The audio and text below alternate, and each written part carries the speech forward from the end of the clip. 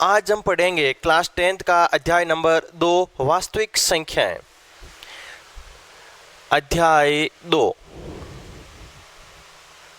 वास्तविक संख्याएं।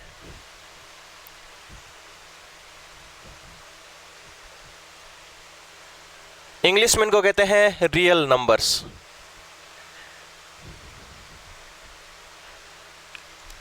Board exam की दृष्टि से यह प्रश्नावली 4 नंबर की है। यह अध्याय 4 नंबर का है, जिसमें 1 अंक का 1 क्वेश्चन आता है, 1 अंक का 2 क्वेश्चन आते हैं और 2 अंक का 1 क्वेश्चन आता है। यानी बोर्ड एग्जाम में टोटल 3 क्वेश्चन आते हैं और ये टोटल प्रश्नावली है 4 नंबर की। 1 अंक के 2 क्वेश्चन हो गए और 1 हो गया 1 नंबर का क्वेश्चन। तो टोटल प्रश्नावली है 4 नंबर की और इस प्रश्नावली में बोर्ड एग्जाम में 3 प्रश्न आएंगे। बोर्ड एग्जाम आते हैं टोटल 30 प्रश्न। 30 प्रश्नों में से 3 प्रश्न इस प्रश्नावली में से आएंगे। तो चलिए आइए पढ़ते हैं इस प्रश्नावली में हम क्या क्या पढ़ेंगे। पहले मैं उन टॉपिकों के नाम लिख लेता हूं जिनके बारे में हम यहाँ पर पढ़ने वाले हैं। नंबर 1, यूक्लिड विभाजन प्रमेय का। सबसे पहले हम पढ़ेंगे यूक्लिड विभाजन प्रमेय का। दूसरा टॉपिक है पहला यूक्लिड विभाजन प्रमेय का और दूसरा टॉपिक हम पढ़ेंगे पूर्णांक के बारे में। यानी इसी से पूर्णांक कैसे बनाए। किसी भी संख्या में 2 से भाग देंगे तो क्या क्या पूर्णांक बनेंगे। 2 से बने पूर्णांक, 3 से, 4 से, 5 से, इसमें हम ये पढ़ेंगे। तीसरा टॉपिक है अंक गणित की मूलभूत प्रमेय और चौथा टॉपिक है अपरिमेय संख्याओं का प्रमाणीकरण। यानी आपको सिद्ध करना है कि यह संख्या अपरिमेय संख्याएं है। और पांचवा टॉपिक है वास्तविक संख्याएं। तो इस प्रश्नावली में टोटल 5 टॉपिक है। बोर्ड एग्जाम में 4 नंबर के 3 क्वेश्चन आते हैं और इसका जो आधारभूत जानकारियां हैं, बेसिक है, वो आपने क्लास 9 में पढ़ रखा है। यदि आपने नहीं भी पढ़ा है तो मेरे YouTube चैनल पर एक अलग से वीडियो है डेसिमल नंबर सिस्टम, दशमलव संख्या प्रणाली, जाइए उसको देखिए। उसमें मैंने सभी वास्तविक संख्याओं के बारे में बताया। तो अभी एक ब्रीफ में पहले हम वास्तविक संख्याओं को देख लेते हैं, उसके बाद में टॉपिक वाइज हम अध्ययन करेंगे। पहले हम देख लेते हैं कि वास्तविक संख्याएं क्या होती है, रियल नंबर्स क्या होते हैं। जब आपने शुरुआत में पढ़ना शुरू किया, LKG में या UKG में, जो भी आपने सबसे पहले एडमिशन लिया, सबसे पहले आपने गणित में सीखा 1, उसके बाद में आपने सीखा 2, 3, 4, 5, इस प्रकार की संख्या आपने गणित में सीखी। मान लीजिए ये आपका यहाँ पर शुरुआती बिंदु था और इस बिंदु से आप आगे संख्याओं को सीखते गए। आपने सबसे पहले 1 सीखा, 2 सीखा, 3, 4, 5, इस प्रकार से आप आगे संख्याएं सीखते गए। 6, 7, 8, 9, इस प्रकार से आपने खूब सारी संख्याएं सीख ली। जो ही आप आगे जाओगे 9 के बाद में तो आगे आएगा 10। यहाँ पर देखो सभी नए नए अंक आ रहे हैं। 1 के बाद में नया अंक 2 आ गया, 3, 4, 5, 6, 7, 8, 9। 9 के बाद में देखो 1, ये जो पहले आ गया है वो, और एक नया अंक आ गया है 0। तो थोड़ी देर बाद में आप रियलाइज करते हो कि एक 0 भी एक नया अंक है। तो 0 की वैल्यू इन सभी संख्याओं से कम होती है, इसलिए इसको मैं रख देता हूं इधर। जिनकी वैल्यू कम है मैं इनको लेफ्ट की तरफ रखता हूं, जिनकी वैल्यू अधिक आती जाती है उनको मैं राइट की तरफ रखता रहता हूं। तो मैं एक संख्या रेखा बना लेता हूं और इस संख्या रेखा पर राइट की तरफ हम जाते हैं तो संख्याओं का मान बढ़ता जाता है। 1, 2, 3, 4, 5, 6, 7, 8, 9, इस प्रकार से। और यह संख्याएं आप बचपन में प्राकृतिक रूप से सीखते हो, नेचुरली सीखते हो, तो इन संख्याओं को हम कहते हैं नेचुरल नंबर, प्राकृत संख्याएं। और यदि प्राकृत संख्याओं के समूह में 0 को भी सम्मिलित कर लें तो यह पूरा संख्या समूह कहलाएगा पूर्ण संख्या समूह। इसको इंग्लिश में होल नंबर कहते हैं और इसको हम W से निर्देशित करते हैं। अब देखो कुछ संख्याएं ऐसी भी होती है जो ऋणात्मक होती है, -1, -2, -5, -7। तो यदि हम इसमें लेफ्ट की तरफ बढ़ें तो ये आ जाएगी 0 से कम वैल्यू वाली संख्या है, -1, -2, -3, -4, -5। इस प्रकार आगे अनंत तक, आगे माइनस अनंत तक ये संख्याएं और इस तरफ प्लस अनंत तक ये संख्याएं आती जाएगी। तो 1 से शुरू करके प्लस अनंत तक जितनी भी संख्या है वो प्राकृत संख्या है। 0 से शुरू करके धनात्मक दिशा की ओर, संख्या रेखा पर धनात्मक दिशा की ओर अनंत तक जितनी भी संख्याएं हैं वो पूरी संख्या समूहों एक पूर्ण संख्या समूह कहलाएगा। और माइनस अनंत से लेकर प्लस अनंत के बीच में पूरे पूरे मान वाली पूर्णांक, यानी ऐसे अंक जिनका मान पूरा पूरा पॉइंट या दशमलव को छोड़कर जितनी भी संख्याएं हैं सभी संख्याएं पूर्णांक संख्या कहलाएगी। इनको इंटीजर या अंग्रेजी के अक्षर जेड से इनको प्रदर्शित करते हैं। प्राकृत संख्याएं 1 से शुरू होकर अनंत तक, पूर्ण 0 से शुरू होकर अनंत तक, और पूर्णांक माइनस अनंत से प्लस अनंत तक जितने भी पूर्ण संख्या है, चाहे वो धनात्मक हो, चाहे ऋणात्मक हो, चाहे शून्य हो, वो सभी संख्याएं पूर्णांक संख्याएं कहलाएगी। इसके बाद देखो संख्या रेखा पर और भी रेखाएं होती है। यदि आप यहाँ पर देखो तो यहाँ पर आएगा 1.0.1 या फिर 1.1, 1 और 2 के बीच में 1.1 आ जाए, 1.12 आ जाए, 1.13 आ जाए, 1.01 आ जाए, 1.001 आ जाए। तो यह सारी संख्या 1 और 2 के बीच में आती है। और इस प्रकार की जो संख्याएं हैं ये संख्याएं कहलाती है अपूर्ण या दशमलव संख्याएं। अपूर्ण या दशमलव संख्याएं। इन दशमलव संख्याओं को आप बटा के रूप में भी लिख सकते हो। जैसे मैं यहाँ से, जैसे ये संख्या है, मैं यहाँ से क्या करता हूँ कि पॉइंट हटा देता हूँ, 1, 2, 3 छोड़ के पॉइंट हटाया तो बटा में मैं 0 लगा देता हूँ, 1000। तो इस प्रकार की जो संख्या है, इस प्रकार की संख्याओं को हम कहते हैं भिन्नात्मक संख्याएं। तो संख्या रेखा पर खूब सारी संख्याएं आती है, प्राकृत संख्याएं, पूर्ण संख्याएं, पूर्णांक संख्याएं, अपूर्ण या दशमलव संख्याएं, भिन्नात्मक संख्याएं। तो जो संख्या रेखा पर जितनी भी संख्याएं आ रही है वो सभी संख्याएं वास्तविक संख्याएं होती है। इसको कहते हैं हम वास्तविक संख्या रेखा।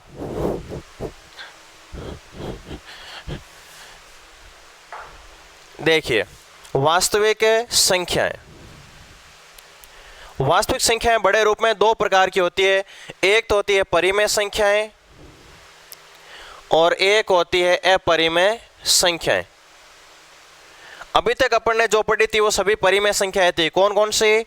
प्राकृत संख्याएं जिनको हम n से व्यक्त करते हैं, पूर्ण संख्याएं जिनको हम w से व्यक्त करते हैं, पूर्णांक संख्याएं जिनको हम z से व्यक्त करते हैं, और अपूर्ण संख्याएं या दशमलव संख्याएं डेसिमल नंबर्स और फ्रैक्शन नंबर भिन्नात्मक संख्याएं। ये सभी संख्याएं परिमेय होती है। और अपरिमेय में कौन सी आती है? पाई एक अपरिमेय संख्या होती है। जिन संख्याओं का पूरा पूरा वर्गमूल नहीं निकलता है वह संख्याएं भी अपरिमेय संख्याएं होती है। और जिन संख्याओं का दशमलव प्रसार अशांत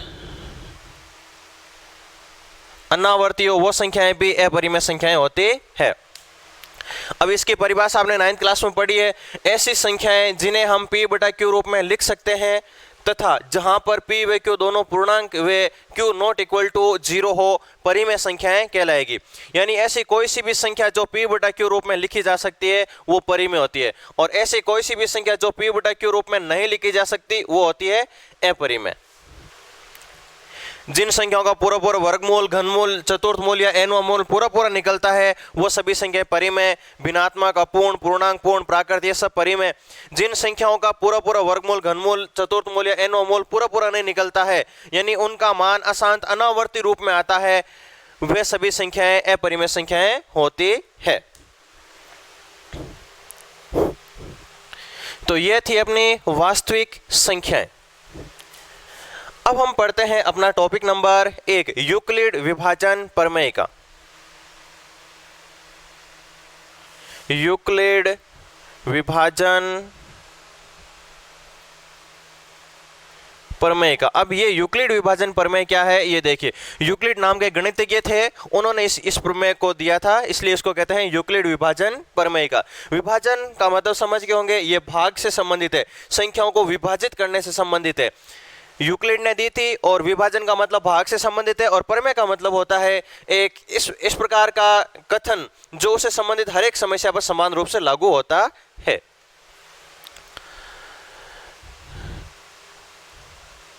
इसकी मैं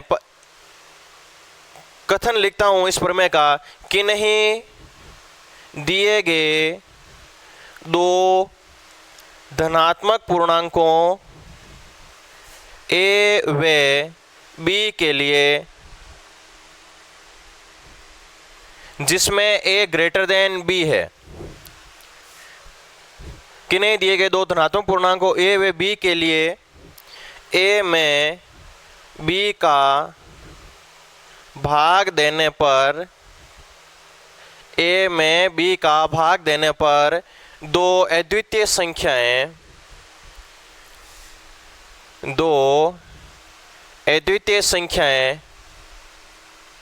भागफल Q व शेषफल R प्राप्त किया जा सकता है, जिसे हम A बराबर BQ प्लस R के रूप में भी लिख सकते हैं।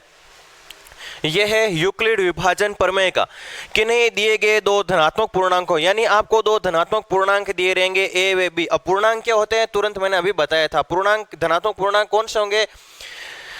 0 1 2 3 4 5, यानी 0 से शुरू करके जितनी भी संख्या हैं, हालांकि 0 न तो धनात्मक होता है न ऋणात्मक होता है, तो आप 1 से शुरू कर लीजिए। 1 से लेकर जितनी भी संख्या होती है आगे 1 2 3 4 धनात्मक दिशा की ओर, वो सभी क्या होते हैं? धनात्मक पूर्णांक होते हैं। पूर्णांक का मतलब आप संख्या से समझ लीजिए कि प्लस की जितनी भी संख्याएं हैं वो पूर्णांक है। किन्हें दिए गए दो धनात्मक पूर्णांकों ए व बी के लिए जिसमें ए बड़ा है 20 है, यदि ए में बी का भाग दें तो दो अद्वितीय संख्याएं भागफल Q और शेषफल R प्राप्त होता है, जिसे हम ए बराबर BQ प्लस R के रूप में लिख सकते हैं। यही यूक्लिड विभाजन प्रमेय का है, ए बराबर BQ प्लस R। और यहां पर R की कंडीशन भी होगी, मैं अभी थोड़ी देर बाद में बताऊंगा। देखो इस प्रकार से, यदि आपके पास में दो संख्याएं हैं ए और बी, अब आप क्या करोगे? बड़ी संख्या में छोटी संख्या का भाग लगाओगे। बड़ी संख्या कौन सी है? ए में जब हम बी का भाग लगाते हैं तो हमें एक तो भागफल मिलता है और एक थोड़ी देर बाद में हमें मिलता है शेषफल। तो आपको दो संख्याएं दे रखी थी ए और बी, आपने क्या किया? बड़ी संख्या में छोटी संख्या का भाग लगाया, भागफल और शेषफल आपने प्राप्त कर लिया। यही यूक्लिड विभाजन प्रमेय का है, सरल सी, कि आपको दो संख्याएं भाग दो, भागफल और शेषफल आएगा, ये यूक्लिड विभाजन प्रमेय का है। अब देखिए, ये जो अंदर वाली संख्या है इसको हम बोलते हैं भाज्य, और जिस संख्या का हम भाग देते हैं इसको हम बोलते हैं भाजक, और जो भागफल आया है इसको भागफल, और जो बाकी बच गया है इसको हम बोलते हैं शेषफल। तो मैं इसको ऐसे भी लिख सकता हूं, छोटी क्लासों में ये भाग की जांच का नियम था, आपको याद होगा, भाज्य बराबर भाजक इंटू भागफल प्लस शेषफल। यह है यूक्लिड विभाजन प्रमेय का। अब देखो, मैं संख्या लेता हूं 3 और 3 का भाग मैं कोई सी भी संख्या मान लीजिए 5 में लगाता हूं, 3 का भाग 5 में जाएगा एक बार, घटाया तो शेषफल बच गया 2। और अब देखिए, मैं 3 का भाग लगा देता हूं 6 में, 3 का भाग मैंने 6 में लगाया, 3 का भाग 6 में जाएगा 2 बार, शेषफल बचेगा 0। 3 का भाग मैं लगा देता हूं 7 में, 3 का भाग 7 में जाएगा 2 बार, 3 दूने 6, घटाने पर बचेगा 1। अब मैं 3 का भाग लगा देता हूं 8 में, 3 का भाग 8 में जाएगा 2 बार, शेषफल बचेगा 2। तो यहां पर देखो, 3 का भाग चाहे किसी भी संख्या में दो, या तो भाग पूरा पूरा जाएगा, या शेषफल 1 बचेगा, या 2 बचेगा। 3 का भाग देने पर किसी भी संख्या में या तो भाग पूरा पूरा, या शेषफल 1, या फिर शेषफल 2 बचेगा। ठीक इसी प्रकार आप 2 का किसी भी संख्या में भाग दीजिए, 2 का जब हम किसी भी संख्या में भाग देंगे तो या तो भाग पूरा पूरा जाएगा या शेषफल 1 बचेगा। ठीक इसी प्रकार 4 का भाग यदि आप किसी भी संख्या में देंगे तो या तो भाग पूरा पूरा या शेषफल 1 या 2 या फिर शेषफल बचेगा 3। तो यहाँ पर हमें एक बात पता चलती है कि ये जो शेषफल है ये हमेशा यहाँ वाली संख्या से छोटा होता है। आप 6 में 3 का भाग देकर कभी भी शेषफल 3 से बड़ा यानी 4 या फिर 5 या कोई अन्य संख्या प्राप्त नहीं कर सकते। शेषफल है वो हमेशा भाजक से छोटा होता है। देखो 2 का भाग दे रहे हैं तो शेषफल 1 तक ही है, 3 का भाग दे रहे हैं तो शेषफल 2 तक, और 4 का भाग दे रहे हैं तो शेषफल 3 तक ही है। आप और उदाहरण लेकर देख सकते हो, 5 का किसी भी संख्या में भाग दो, 8 का दो, 10 का दो, 15 का दो, किसी भी संख्या में शेषफल हमेशा दी गई जिस संख्या से आप भाग दे रहे हो उससे छोटा ही आएगा। तो यहाँ पर हमें एक शेषफल की कंडीशन ये मिलती है कि जब आप भाग दोगे यहाँ पर b का भाग a में दोगे तो ये जो शेषफल है ये शेषफल या तो 0 के बराबर होगा या फिर ये शेषफल 0 से बड़ा होगा। 0 से छोटा कभी शेषफल नहीं होता है, और या फिर वो हमेशा जिस संख्या से आप भाग दे रहे हो उससे छोटा होगा। तो यहाँ पर ये एक शेषफल की कंडीशन आ गई जहाँ r की वैल्यू 0 या 0 से बड़ी और b संख्या होगी छोटी होगी। तो ये है प्रॉपर यूक्लिड विभाजन प्रमेय का। आपको 2 संख्याएं दे रखी है, बड़ी संख्या में छोटी संख्या का भाग लगाओ तो भागफल और शेषफल आएगा, जिसको हम इस प्रकार से लिख सकते हैं, यह है यूक्लिड विभाजन प्रमेय का। अब देखो इसका प्रयोग कहाँ किया जाता है। यूक्लिड विभाजन प्रमेय का प्रयोग किया जाता है 2 या अधिक संख्याओं के HCF ज्ञात करने में। 2 या अधिक संख्याओं का HCF ज्ञात करने में इसका प्रयोग किया जाता है। तो अभी हमने चर्चा की थी यूक्लिड विभाजन प्रमेय के बारे में, और इसका उपयोग होता है 2 संख्याओं के HCF ज्ञात करने में। तो हम इसको एक उदाहरण के द्वारा समझने का प्रयास करते हैं।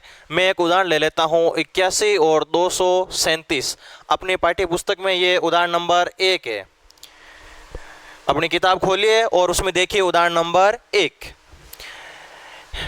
81 और 237 का हम HCF ज्ञात करते हैं यूक्लिड विभाजन प्रमेय की सहायता से। तो हम इसका HCF कैसे ज्ञात करेंगे, देखिए सबसे पहले तो हम लिखेंगे दी गई संख्याओं 81 व 237 में यूक्लिड विभाजन प्रमेय का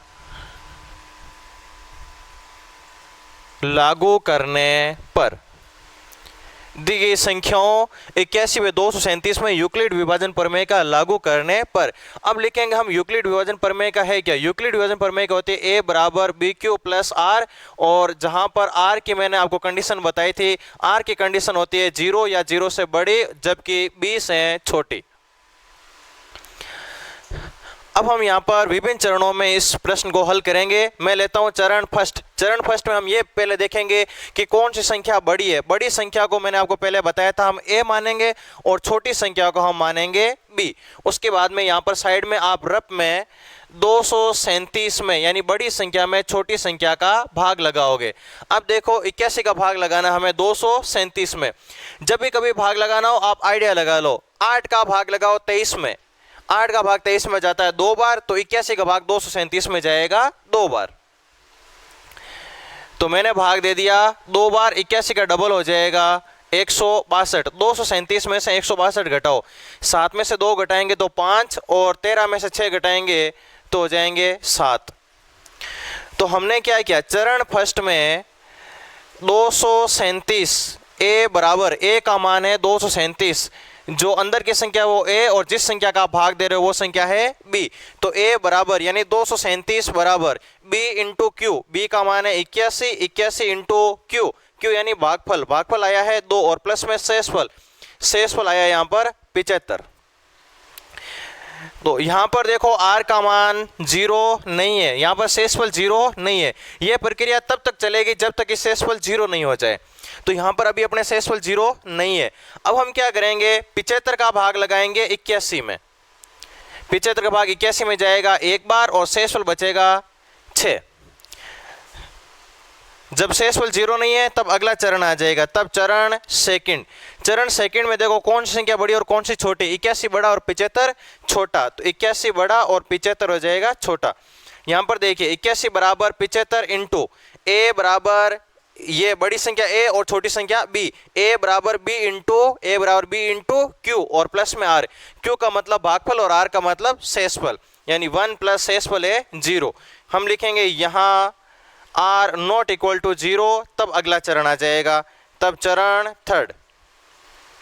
चरण थर्ड में देखिए 6 का भाग हम लगाएंगे 75 में।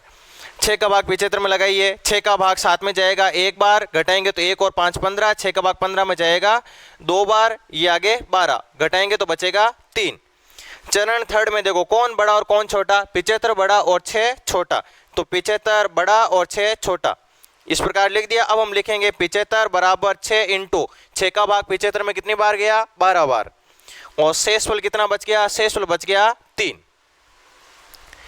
यहां पर देखिए यहां